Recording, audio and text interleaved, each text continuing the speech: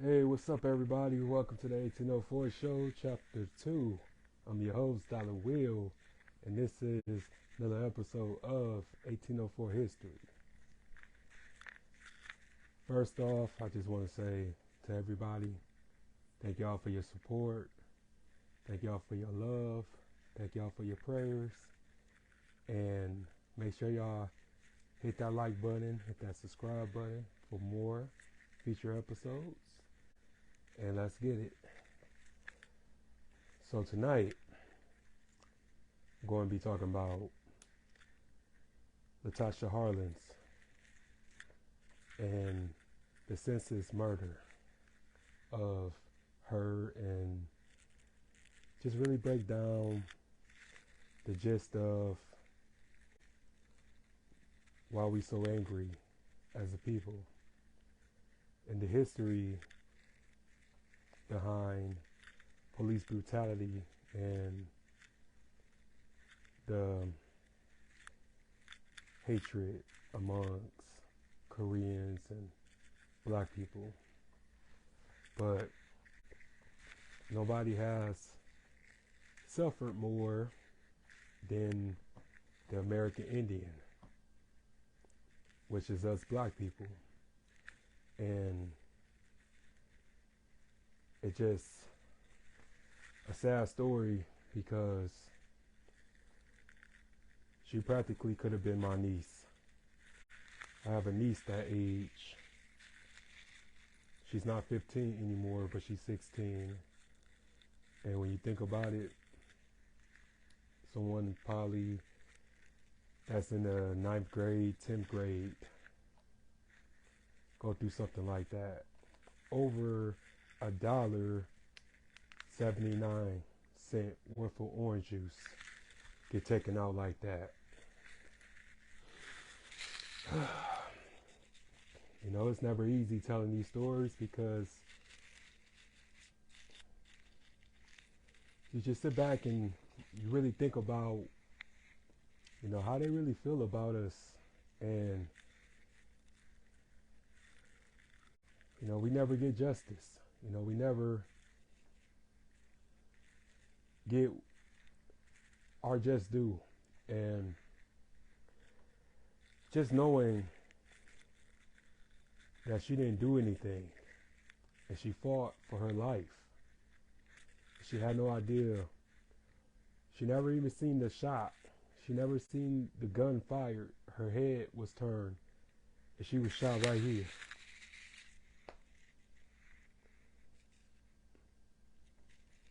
And just overall, man, you know, we get profiled all the time. And I tell everyone is that the justice system wasn't made for us. You know, we may have our wins a little bit when it comes to being vindicated and stuff, but there's so many accounts of us getting killed and our killer is considered a victim. And that just so happened to be with this Korean lady. And I'm not racist one bit. I love everybody, but everybody's not me. And I don't expect a me out of everyone else. And I just wish that other races, predominantly white, will understand what it's like to be black. Since everybody want to be us, everybody want to dress like us, listen to our music, talk like us, you know, have our swag, but they will never have the blues. They will never understand what it's like to be called out your name, to be lynched, to be vilified. And they really tried their best to make this Korean lady act like it was an accident, that she didn't mean to do it. But I ain't seen no remorse from all the documentaries that I watched today, I ain't seen no remorse for killing that little girl, man. You know, that could have been my niece or one of my nieces. And it's just the harsh reality of what we go through and the judicial system that we are a part of because we're not considered human beings. And this girl was just going to the store, you know, just like we all do. Whether we playing the lottery, whether we getting something to drink or whatever. But just imagine you never walk out that store. That's the last place you go to. And she still had the money in her hand, but she put the orange juice in her book bag to hold it because I guess it was too many things going on at one time. So she put the orange juice in her book bag, and the store clerk accused her of shoplifting, which that they did to everybody in that neighborhood who was black. So that wasn't the first incident, but you know how it is, you know. I know that the Wayans took that and made it into don't be a menace and all that, hurry up and buy and all that. You know, we laughed at it, but that was the reality. That's exactly what happened. You know, just going to the store, going to get some clothes, you know, you be followed, you be watched, you be stared at, because they think that we all steal, you know what I'm saying? But it just was one of those things that, you know, she thought she was going to steal the juice, and she fought for her life, you know, hit her with the book bag, you know, decked her a couple times to the fact that she had a black eye. Then she put the juice back. But the lady lied and said that the gun accidentally went off. But in the video, you can clearly see that she picks a gun up from the counter and pointed it at her head and shot her because she couldn't beat her or fight her. And then she never saw it coming. And she got shot in the back of her head where she dropped. And she was only 15 years old. And I commend her aunt, Miss Denise Harlins, may she rest in peace, that she made sure that she fought for her niece, because Latasha didn't have her parents, because Latasha's mother got murdered when she was 9 years old outside of a nightclub.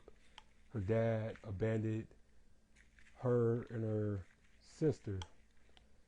So they moved around a couple times and until they settled in Los Angeles. And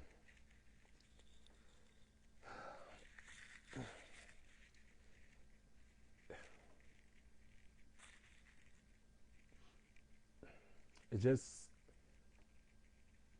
hurts, you know? It really hurts because it's like, you know, nobody can pick the color of their skin. But that girl was doomed. And what makes me mad is that everybody think that everyone is resting in peace. Well, do they know? You never know. Somebody may be pissed how everything went down. A lot of people mad. A lot of people are pissed that their killer got away scot-free. There was no justice. How they died, you know, I know that people like to say rest in peace and all that so we can feel good in the living, but you never know, man. See, I think differently than everybody else. You know, I don't go by cliches, but it's just crazy how, you know, mainly the judges and stuff like that, the district attorney, the jury, and all that, sympathize it with the person who killed this little girl more than the actual victim. You know, that was really painting her as this neighborhood sadist. And it's just unfortunate that this woman didn't care. This woman showed no remorse. She was more sad and more crying about the fact that she got arrested for it and got booked and got taken to trial, taken to court.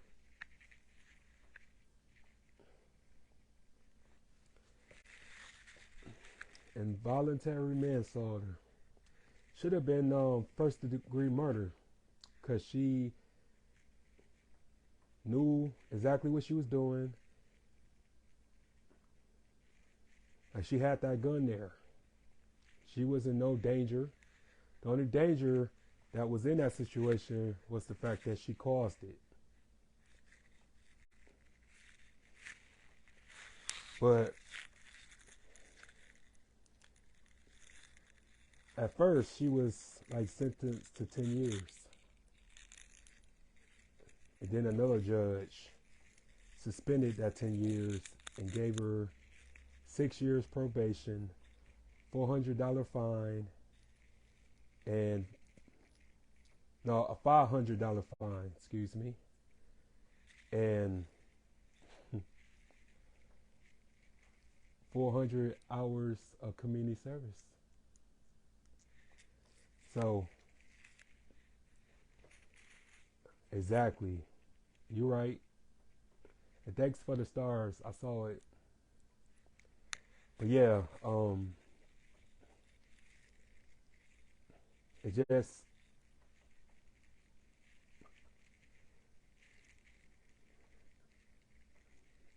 it's just hurtful, you know? It's really hurtful when you sit back and think about that a black person can get killed on video with eyewitnesses, and this is what you would get: an acquittal or a slap on the wrist.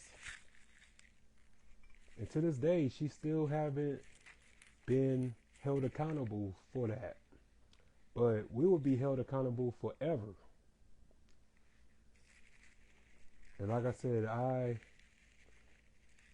admire her aunt, and her siblings for being courageous to hold protesters and stuff like that, and be able to, you know, make it national news, and just do rallies and stuff like that in order to keep her alive, you know, her memory alive, and try to get that judge, Miss Joyce Carlin, out of there. You know, it's just really hurtful when you talk about kids. You know, a lot of us was privileged to make it out of our teenage years into our 20s, into our 30s, mid 30s, early 40s, you know. That's why I don't complain, because I had the pleasure to outlive a lot of people. But I sit back and think about when I was 15 and I was still a kid. I didn't know anything. I was green, wet behind the ears and all that stuff. But it's just scary knowing that people will actually do something like this to a child and never be held accountable for it. And she practically in exile. She no longer came out in the public like that. There's no interviews about her. Her family just hit her, you know? And like I said, it just, I don't blame people who feel like they were cheated, they was manipulated, and they was played. I don't blame anybody for what happened afterwards. Because if it was you, what would you do?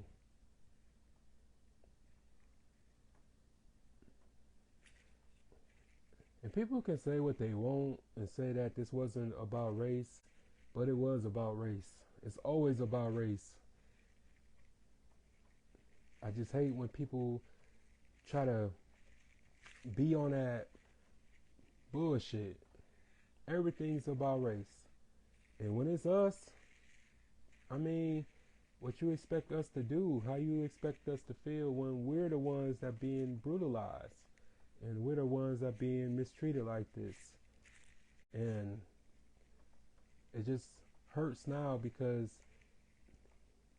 you're being killed and being beaten by your own black police officers. I don't know how anybody can sit back and anybody that's black, anybody that's indigenous, anybody that's copper colored, anybody that's a so-called African American, I don't know how you can put that police uniform on knowing everything that they done to us.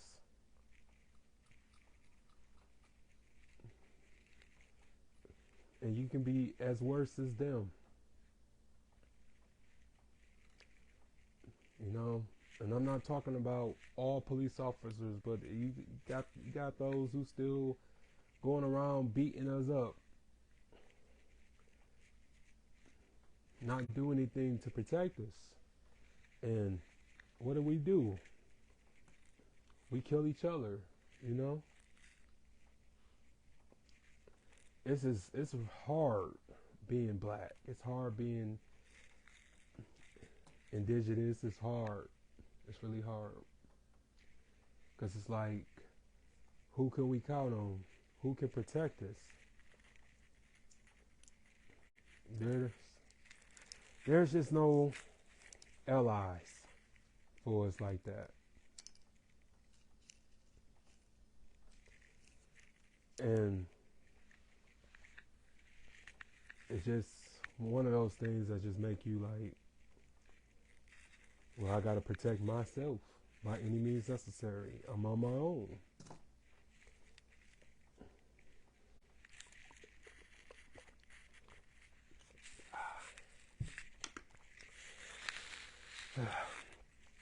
It just, I can imagine how hurt her family was, the community she lived in, people that knew her, her friends. Even Tupac was hurt by that. He mentioned her in 2 songs. He mentioned her in Hellraiser and Thug Mansion. And sometimes you don't even gotta know people, but certain things just resonates with you and pull your heartstrings and be like, damn, that hurt. That could have been me. That could have been my kid. That could have been one of my nieces or nephews, my little cousins or somebody, or my grandchildren. So today marks the 32nd anniversary of her death. And on this 32nd day of her death, I wanted to just make sure that I keep her in remembrance.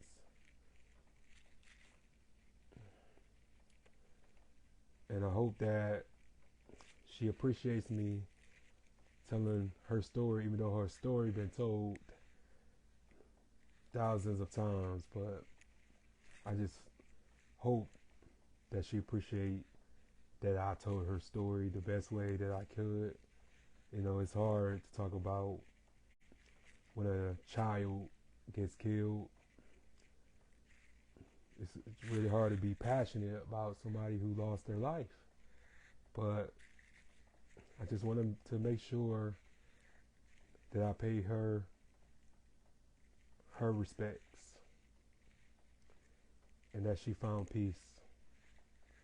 And her aunt as well, who fought to the end to make sure that she got some type of justice. And there's a park named after her, murals all over. So she won't be forgotten because she's immortalized, you know. And she wanted to be a lawyer. So even though she couldn't be a lawyer, she fought for her life. Even in the afterlife, she's still making impact every day. So that will include this episode. And part 2 will be about Rodney King, which I'm doing that next month on the 29th. The 30-year anniversary, well, 31st year anniversary of that. Sorry. But it's just time that people get to know why we upset and what happened, and so we can have a conversation. It's not about putting the blame on anybody. It's just all about letting you all know who don't live in the hood, who ain't black, to understand how we feel and understand what we still going through. And nothing has changed. So hit like, comment, subscribe to the channel. If you want to donate, Cashapp, the 1804 show, and I'm out. Peace.